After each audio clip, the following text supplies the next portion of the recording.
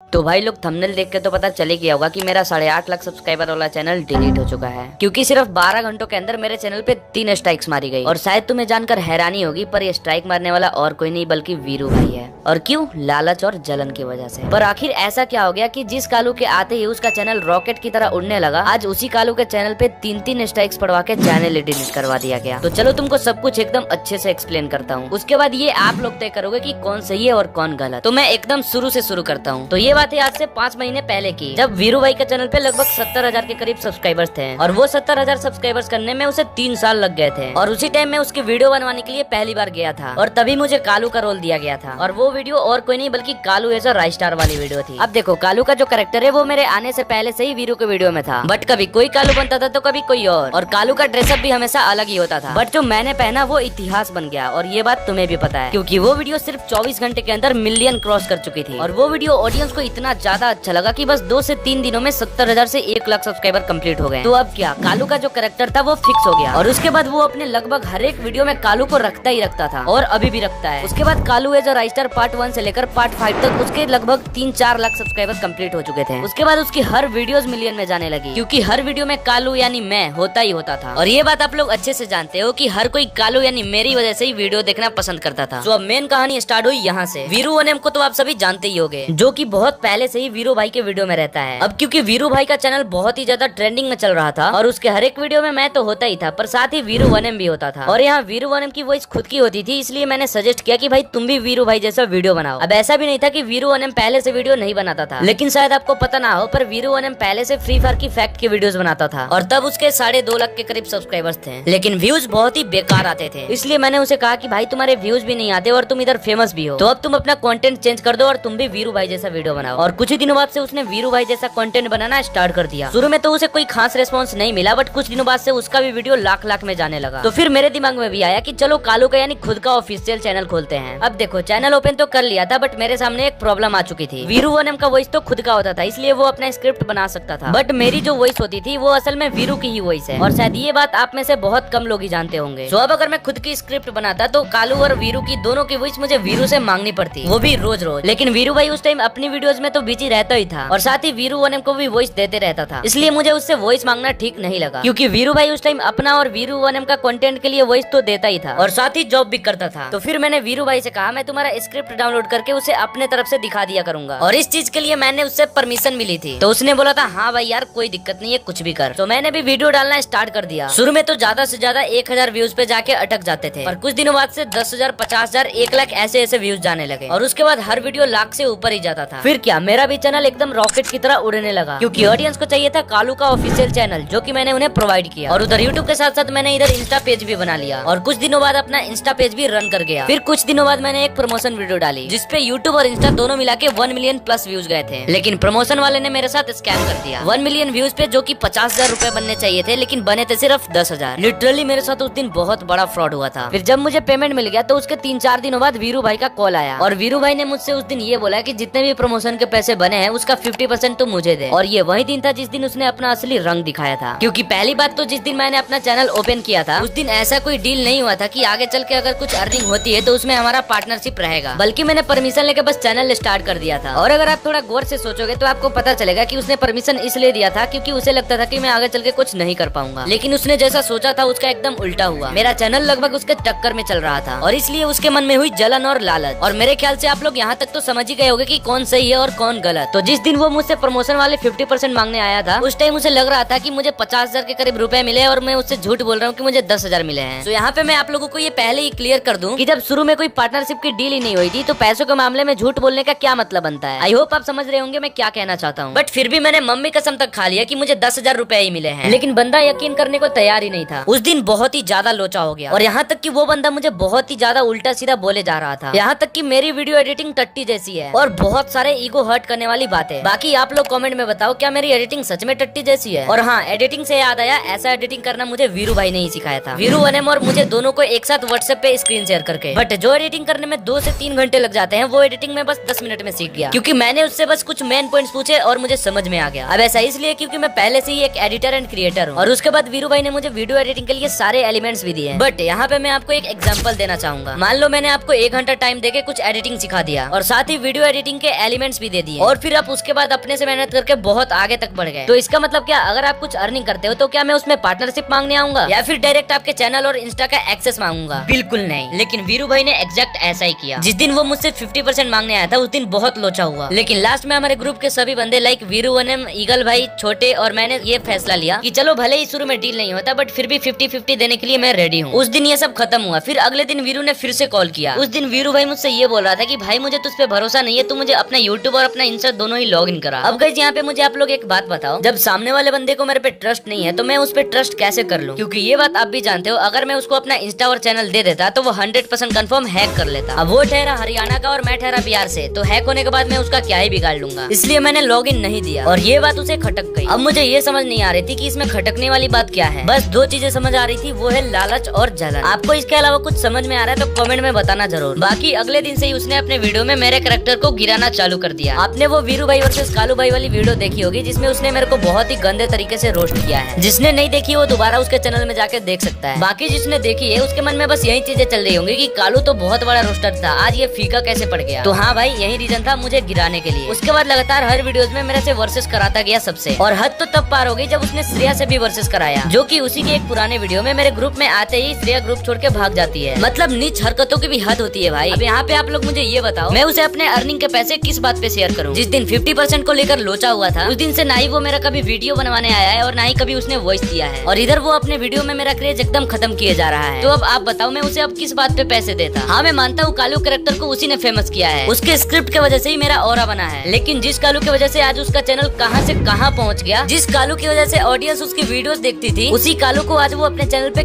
गिराया जा रहा है। क्यों भाई? लालच और जलन की वजह से। अब इसी बीच मेरा चैनल मोनेटाइजेशन का क्राइटेरिया कंप्लीट हो चुका था और तब तक मेरा चैनल वेरीफाइड भी हो चुका था और मेरा सिल्वर प्ले बटन भी आ चुका है। हाँ तुम्हें ये बात पता नहीं होगी कि मेरा प्ले बटन भी आ चुका है, बट आगे मैं तुम्हें इसी वीडियो में प्ले बटन भी दिखाऊंगा। हाँ तो इसी वजह से मुझे लगा कि मोनेटाइज भी हो जाएगा, इसलिए मैंने अप्लाई कर दिया, बट अगले दिन वो रिजेक्ट हो गया रीयूज कंटेंट की वजह से। तो अब मैं समझ चुका था अगर मुझे चैनल मोनेटाइज करना है तो मुझे अपना स्क्रिप्ट और अपना वॉइस रिवील करना पड़ेगा, और जैसे कि मैंने कुछ ही दिनों पहले अपना वॉइस रिवील भी कर दिया। बट आपने देखा होगा उस वीडियो में वीरू की मैंने वॉइस ली है, तो आपको मैं बता दूं कि वो वॉइस लेने के लिए मैंने वीरू को नहीं बताया था कि ये वॉइस रिवील करने के लिए मैं वॉइस मांग रहा हूँ, क्योंकि अगर मैं बता देता तो वो अपना वॉइस नहीं देता। और अब आप ये पूछोगे कि उसका वॉइस लिया ही क्यों? क्योंकि मैं वॉइस रिवील करना चाहता था एकदम यूनिक तरीके से। और हाँ, उस वॉइस में जो वीरू का मैंने वॉइस लिया है ना, वो 10 दिन लगातार बोलने के बाद तब मुझे वॉइस मिला है। अब आप इसी से समझ जाओ कि मैं पहले स्क्रिप्ट के लिए वॉइस मांगता तो मेरा चैनल शायद आज इतना ग्रो नहीं होता, बट मैंने जैसे ही वॉइस रिवील किया उसकी जल के राख हो गई। सुना था दूसरों से ज्यादा अपने ही लोग सबसे ज्यादा जलते हैं, बट पहले यकीन नहीं होता था, बट आज अपने आंखों से देख लिया। तो जिस दिन मैंने वॉइस रिवील वाली वीडियो डाली उसके अगले दिन 28 अप्रैल को मैं जैसे ही उठता हूँ और जैसे ही मैं फोन में देखता हूँ तो मैं पूरी तरह से टूट गया था। मेरे नजर के सामने मेरे 8.5 लाख ऑडियंस बिखरते हुए दिख रहे थे, क्योंकि मेल में एक नहीं बल्कि दो कॉपीराइट का नोटिफिकेशन आया हुआ था, और दोनों ही कॉपीराइट स्ट्राइक वीरू भाई ने दिया था, एक रात को 12 बजे और एक सुबह 3 बजे। फिर मैंने उन्हें कुछ देर बाद कॉल किया और जो बातें हुई वो आप खुद ही सुन लो।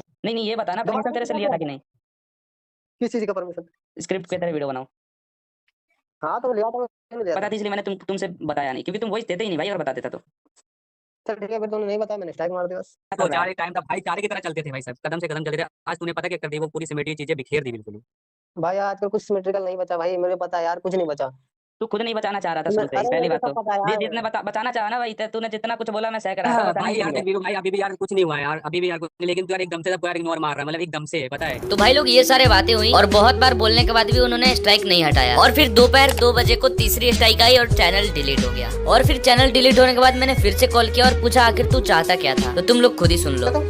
चैनल परमानेंट उड़ चुका है भाई। मेरे को तो भाई 70% चाहिए था। देख मैं तो भाई इसके बाद कहना चाहता था कि भाई मेरे को चाहिए पूरा एक्सेस, जो मैं बोलूंगा वो होना चाहिए। हां जो तो करता नहीं। और प्लस मेरे को चाहिए था अब भाई देख यार, मैं तो एडिटिंग का 50% तो दे सकता था, मैं लेने वाला था भाई 70% प्रॉफिट का। हाँ तो बस 30% तेरे को देता, 70% खुद रखता। हां उस चैनल पे तू कुछ करता है नहीं, तो फिर तेरे को परसेंटेज क्यों चाहिए? मेरे को ये समझ नहीं आता। बता यार इस चीज का भाई, चैनल पे भाई मेन चीज क्या करते हैं? वीडियो, कंटेंट और भाई क्वालिटी। तो ऐसा थोड़ी है कि भाई तू स्पेशल मेरे लिए ये स्क्रिप्ट बनाता है, तू तो अपने लिए बनाता था ना स्क्रिप्ट।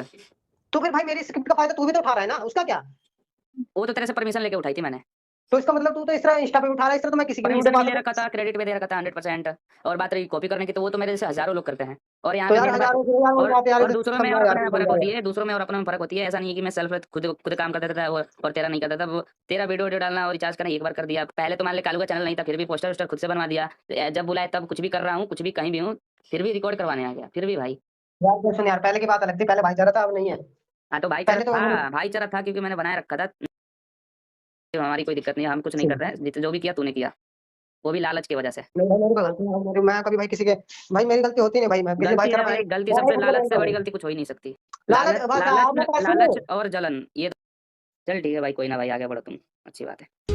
अब ये बात बोल के मैंने कॉल काट दिया। बाकी मैंने कॉल रिकॉर्डिंग में जो बोला वो तो करता ही था। और साथ ही ये रहा अपना सिल्वर प्ले बटन, जो कि 1 लाख सब्सक्राइबर पे आया था। और देख सकते हो प्ले बटन पे नाम क्या रखा है, कालू एक्स वीरू। अब इस बात से अंदाजा लगा सकते हो कि मैं किस लेवल का भाईचारा चलाता था उससे। बाकी जो हो गया सो हो गया, बट अभी आप लोगों के लिए एक इम्पोर्टेंट बात, इतने दिनों से जो आप वीरू या फिर मेरे चैनल पे कालू की वॉइस सुन रहे हो, वो कालू की वॉइस वीरू की ही होती है। वीरू के वॉइस को +3 पिच कर देने पे वो कालू का वॉइस बन जाता है। बाकी मैं तुम्हें प्रूफ करके भी दिखा देता हूँ।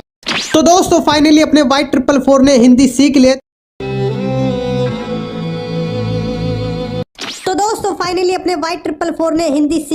अब ये बात मैंने आपको इसलिए बताई, अगर वीरू अपने वीडियो में मेरे कैरेक्टर से कुछ भी बुलवाता है तो बस ये याद रखना कि वो असल में वीरू की ही वॉइस होती है, बस उसे वो 3 प्लस कर देता है। तो बस मैं ये कहना चाहता हूँ कि वीरू के कालू और मेरे से अब कोई वास्ता नहीं।